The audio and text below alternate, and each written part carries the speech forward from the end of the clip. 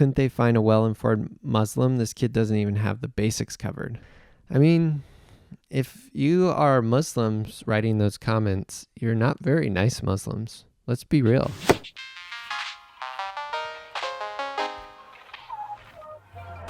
Okay. I'm John, director of Jubilee. This is my home. It's the pandemic. We're shooting from home. If you hear snoring, it is my dog Frank down below. He is taking a nap by my feet. Okay, so today we are going to be watching Satanists versus major religions. If you're outraged and you expressed your outrage in the comments on the original video, maybe we'll address it here. If you've kind of followed our content or you've listened to my podcast, Radical Empathy, you know that I like religion, or I'm very interested in religion. I don't know if I would say I like it, but it's something that I like to explore. So let's jump into it.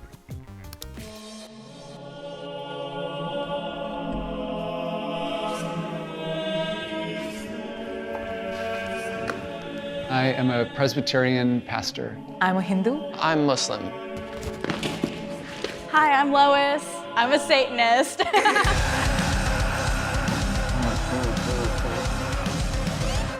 All right, yeah. So we leaned into the Satanist angle pretty hard there. Originally, our editor, Dane, who worked on this episode, and he did a great job with it, he sent me a cut that was way more tame when it came to the Satanist section.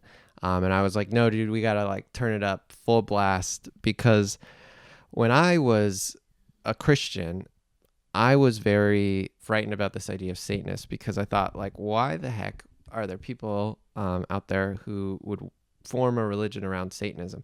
So it was concerning to me. My hope was that we could kind of tap into that feeling. When I think of Abrahamic faith, I think of slaughterings and burnings and mutilations, all in the name of God. To myself, I don't actually have an image or a person or a thing that I think of when I think of Satan. The Arabic word for Satan is shaitan. He's what's whispering in your ear in a sense of trying to lead you away from God. And I liked what Amr added right there, because I thought that was really interesting. And part of the reason we designed this episode around major religion, I wanted to hear from other religions other than Christianity, because sometimes we do hear a lot from Christians, especially on our channel. I wanted to just kind of hear how this idea of the devil, how is that represented in other cultures and in other religions, especially religions where there are millions, if not billions, of people practicing them. Hell is a real place. Yeah.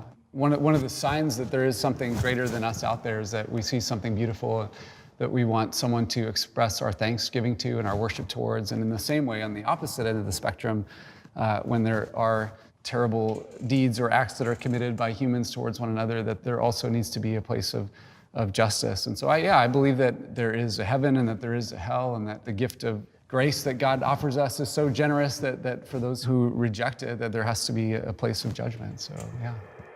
Personally, I would never worship a God that would send someone to an eternal lake of fire to be burned forever for the simple fact of non-belief, when that deity knows what it would take to convince every single person on this planet. That is cruel, it is inhumane, it is not kind, it is not generous, and that is not a God worthy of worship.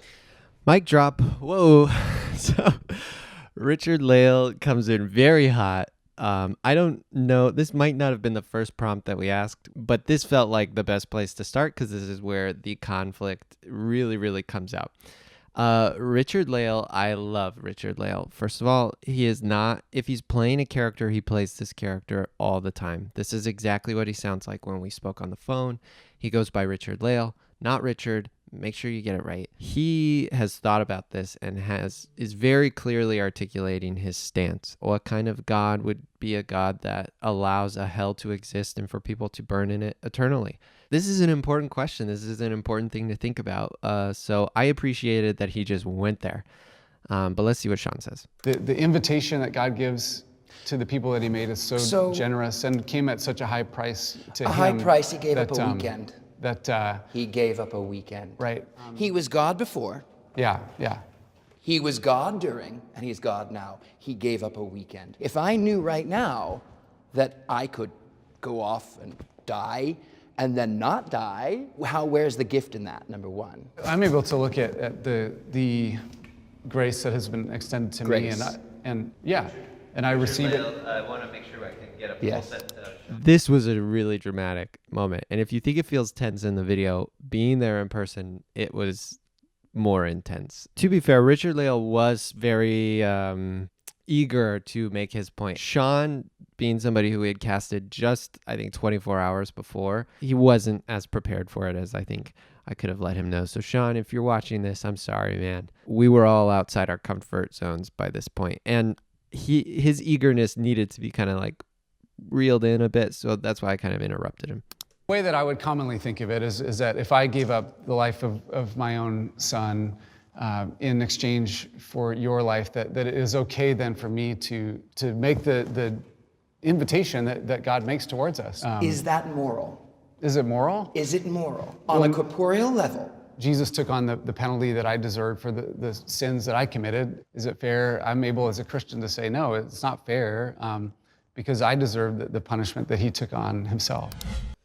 Beautiful.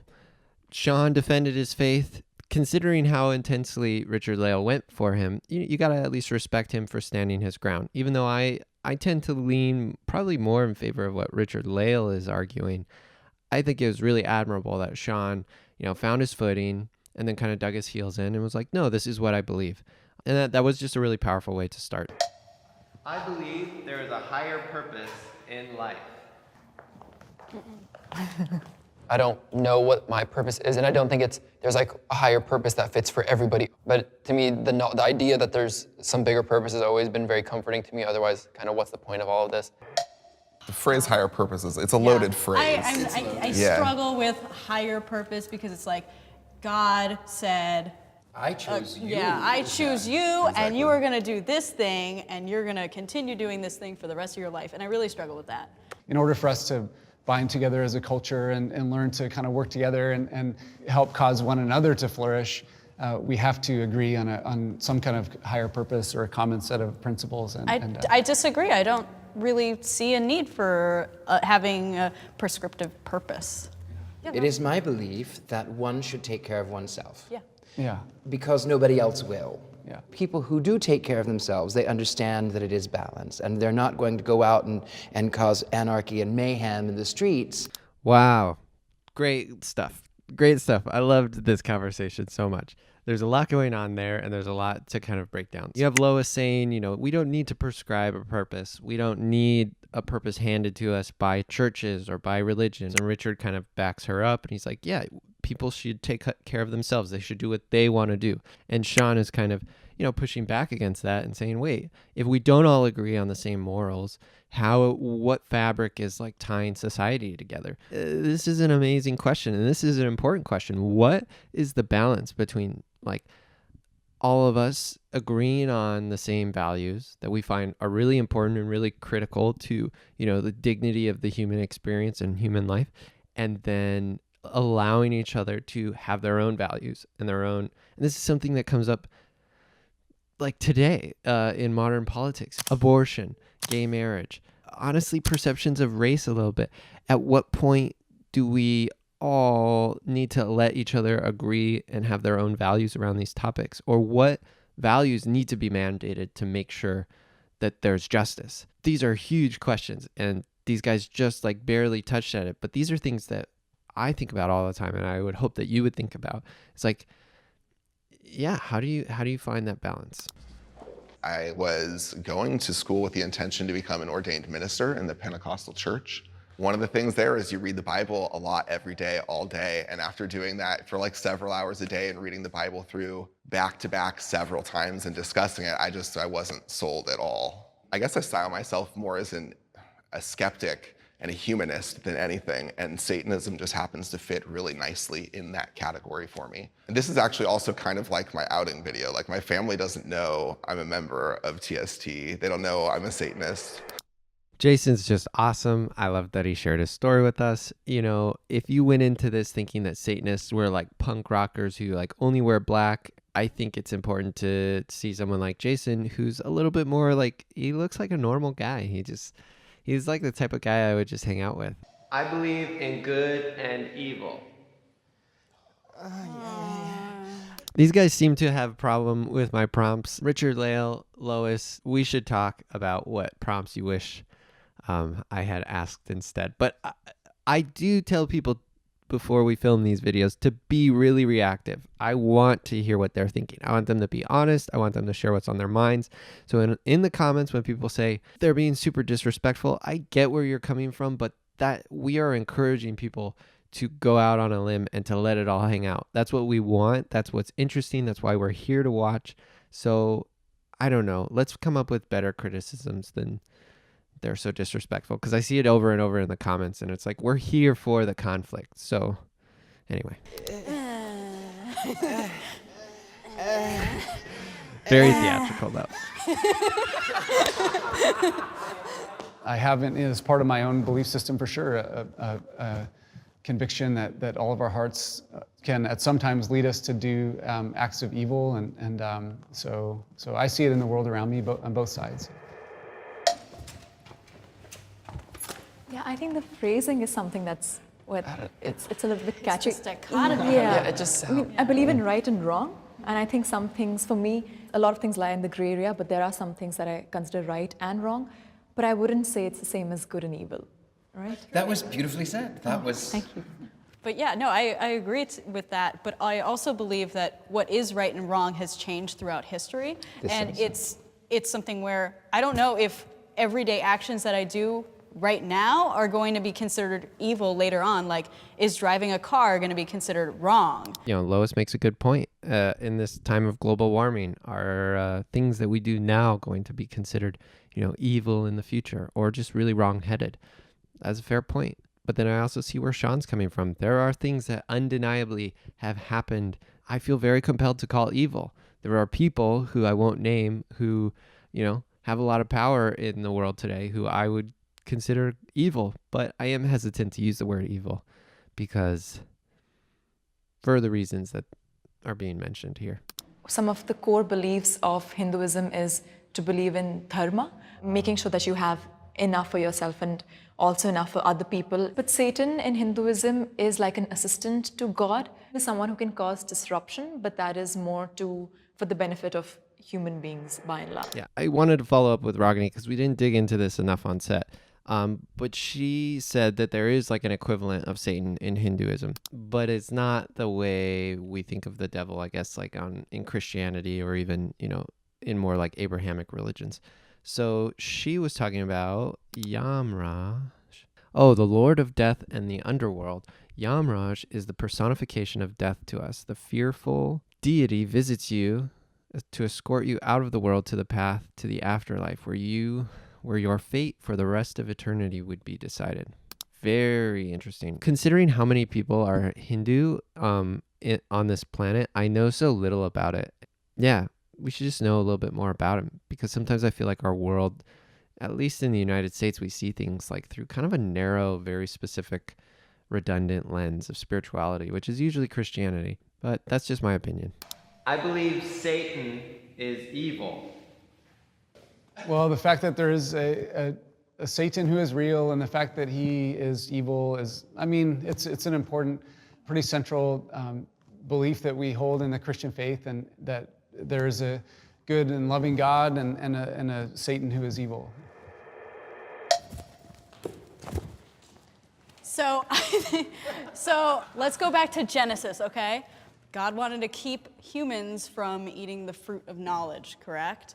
And Satan, or the serpent, wanted to give humans that knowledge. I believe that's a good action. That is a good action.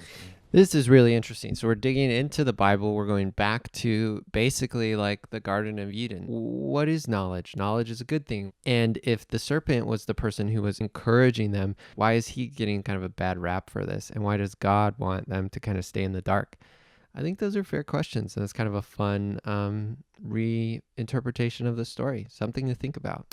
My interpretation and understanding of that story is that God created an environment where and it was an environment of love and peace, and where his children that he created and who he loved, who he created in his image would... They were naked and they didn't have understanding. Yeah, and that this was an environment for them Wait, we gotta hear his whole point. to flourish And so he puts them in this environment, and he desires for them to flourish and to live in unashamed relationship with him and his perfection and his glory. Naked and stupid. I see God making simple playthings because he's bored, if it's real then, and then saying, don't do this because I don't want you on my level. And if you do, I have to make sure you can't live forever so you really don't get on my level. Would you think that if you heard that one of your friends was having a baby and you'd say, oh, you're just making a plaything for your... That's Depending different. on their That's different. intention of having the But that- baby, but possibly. There are some Yeah. parents who There use are, their kids as absolutely. their playthings. Yeah. But that's how I see the same generative love that out of which God created us. That's a compelling argument, and it's a nice way to think about God's relationship to us. So I liked what Sean said there, but then I do like what the other folks on the Satanist side are saying is, if God made this environment for us to, or for Adam and Eve to flourish in, why weren't they flourishing? Why were they tempted? And then somebody might come back and say, oh, because of this idea of free will, God wants people to be free. He wants them to be able to make decisions for themselves. But why didn't he just create a perfect reality? It's like, well, because free will, and that's freedom. You can see how that there's a holding pattern there, where you kind of have to choose a side. Religion has caused more harm than good. Religion has caused a lot of Fascinating harm. prompt. Is it the ultimate source of evil? No. Ultimately, people make their own decisions, but we talk about crusades and witch trials and the God hates. And that was why we got demonetized, I think. I wish I had bleeped that word out. Anyway. I think religion dictates moral values for a lot of people, and the way people interpret religion has caused harm. But religion itself would can never cause any harm. It is meant for the good of society and for the good of people. I disagree with that, Mike. Oh, but let her finish. Go on. Yeah, and like I said, because I don't think any God would say that, okay, this child is going to burn in hell. It's probably the way people have interpreted it, or the way people tell others, the way they've practiced, some people have practiced it. There have been great contributions of people of faith to the cause of human flourishing and through medicine and healthcare and the arts and education and all those kinds of things. So I wouldn't go about for the arts and medicines, but Yeah. for the arts, yeah, not for the Well, medicines, for the but arts. for the arts, yes. Christian There's art is amazing. Beautiful artwork, beautiful, Cathedrals beautiful are artwork. amazing. We just had to show some of that artwork because I totally agree with Lois. I mean, how many museums have you been to where there are depictions of like events in the Bible painted beautifully? I mean, there is just an endless list of gorgeous, breathtaking art that was made in service of spiritual narratives. However, is that a representation of just who held the power at that time, or a confirmation that those faiths are valid? I would argue that it's more of an indication of where power was held in society. I consider myself a good person. I believe that I'm a good person because of who God has made me to be. I think you're a good person because you're a good person. I think you're a genuinely good person, and I think you're better than the Bible. It's interesting. He's disagreeing with Sean by saying that you're a good person because you're a good person. You're not a good person because of God. And such a weird compliment, but also like undercut at the same time. But it does like get to the essence of their disagreement. Richard Lale isn't saying Sean's a bad person, but he is saying that he's wrong. And like just to be able to kind of do both of those things is sort of what they have to do to be true to themselves and their ideology. And I just thought it was a beautiful moment. I respect all religions. Even in Islam, in the Quran, we have this one chapter, the respecting of other people's religions. Like, your religion is for you, and my religion is for me, and like my religion is mine, and your religion is yours, and like that's okay in a sense. We're separate from each other, but still preaching that respect for one another. Like it's a platitude of all religions to say, I respect your religion, I respect your religion, I respect your religion, but then internally you're saying, Allah is the only God. Jesus is not God. Vishnu, Krishna, these are gods. These are deities. Jesus Christ is the only way. He is the answer. He is the only one. I'm right. You're all wrong, but I'm going to be nice about it. I think that there's a difference between believing that somebody else's religion is wrong and respecting it. I feel like you can have respect and still disagree. And that's where I'm kind of coming from. And I disagree with all of you guys on your religious beliefs. But of course, everybody disagrees on their religious beliefs. I think we all disagree with Yeah. each other to a certain extent. But we can all live in harmony and we can And all respect the other coexist. person's views. Yeah. Yeah, that is the question. Can we all get along? I don't know. I kind of agree with Richard Lale there. Is it possible to say there is only one way but still be kind of civil about it? Or do you really have to dig into that religion and kind of re-engineer it to make sure that it's open-minded enough? And maybe that's what Amr is doing, is he's modernizing, this faith that dates back a long time. And maybe that's what Sean is sort of doing as well. And they represent this progression to an open-minded kind of faithfulness that we're going to see more of in the future. The core of my religion is love. Kind of, mostly. I mean, This was a little fluffy, but we had to have an ending. I don't really follow a specific organized religion, but I do believe that at my core, my belief system is full of love. First tenet in the Temple of Satan is to have compassion and empathy for all living creatures within our reasonable understanding of it. So, and to love yourself too. I think that's important. For me, Islam is always, again, as far as self-love goes, was always like preach self-respect for yourself, respect your body, respect your belongings, respect your public space, respect the earth, and love all. And it's just been a guiding force for love in my life, and I think it's because of the love that's rooted within it. Satanism is a newer religion. I mean, the Satanic Temple, obviously extremely new. yeah, very. Church of Satan, as run by Anton LaVey, very new. Aleister Crowley, still within the last. Pretty new too. Then they drop some Satanist history and knowledge there. I think if Satanism is something you want to do more research on, there's some names that you should look up. They are thinking of Satanism as a legitimate religion. So it's interesting to kind of hear them kind of refer to, I guess, some of the figures in the formation of that church. We have the benefit of coming in with these progressive ideologies and being able to form a new idea of what is acceptable. In light of the coronavirus, we aren't doing handshakes or hugs or anything like that, but in your own way, express affection to each other as a group. Oh, I just Yes, love that's that. a good one. That's a very good one. Hail Satan. Hail Satan. Thank you. And you can tell right here, Sean is like, what the heck did I just do? What did John put me through here? And to be honest, he got beat up pretty bad. And, you got to give Sean credit. He went in there and really took it and really defended himself.